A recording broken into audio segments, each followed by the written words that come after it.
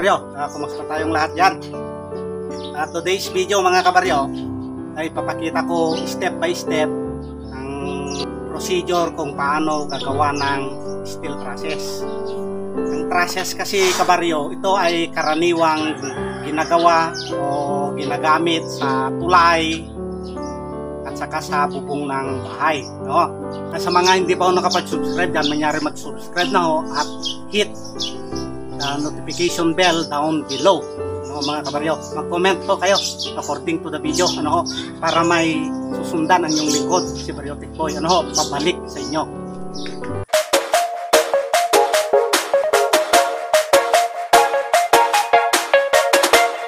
Bali, ito ang karaniwang ginagamit natin sa steel trusses, angle bar, no, mga kabaryo, para matibay siya.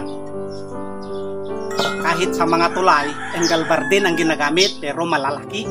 Ang konsepto kasi ng trusses, mga kabaryo, ito ay trusses, mapakahoy man o bakal, pareho rin ang konsepto, no, mga kabaryo. Magkaiba lang ang material na gagamitin. Gusto ko lang hong i-elaborate ng konti, ano ho, ang trusses. Ang trusses ho ay may mga parte ho yan. Ang top cord, no, ito yung nasa ibabaw niya, yung ang tinatawag na top cord. Saka bottom cord yung nasa ilalim. Bale, dalawa ho ito.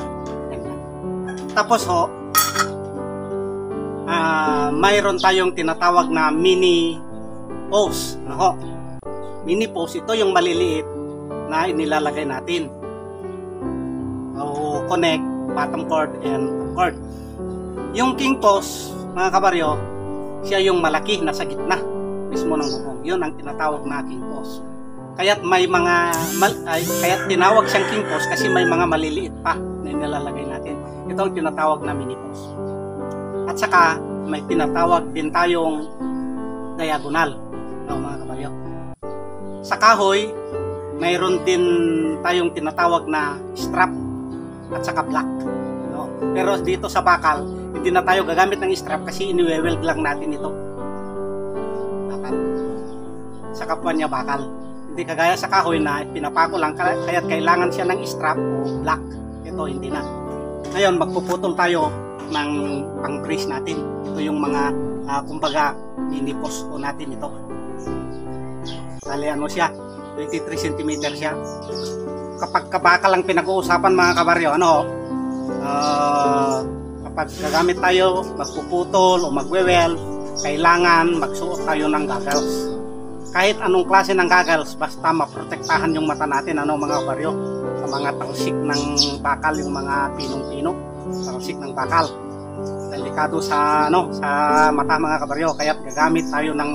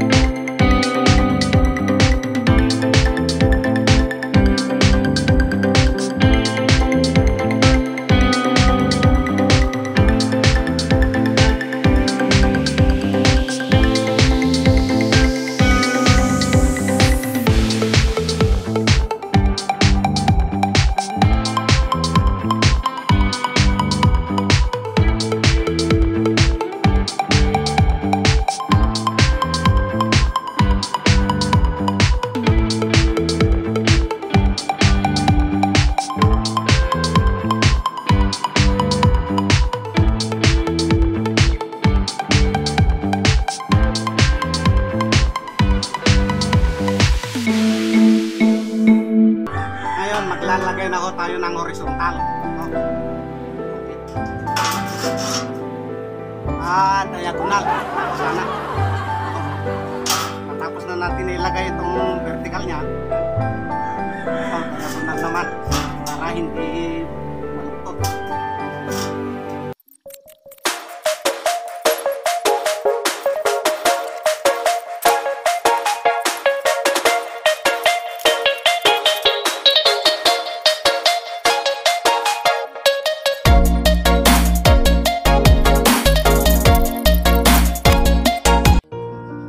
Tapos nating na-weld mga kabaryo sa kabila. Yun, pinaliktad natin. Nakita nyo naman. Para i-weld natin dito sa kabila, para nagkabila ang naka-weld. Para matibay talaga.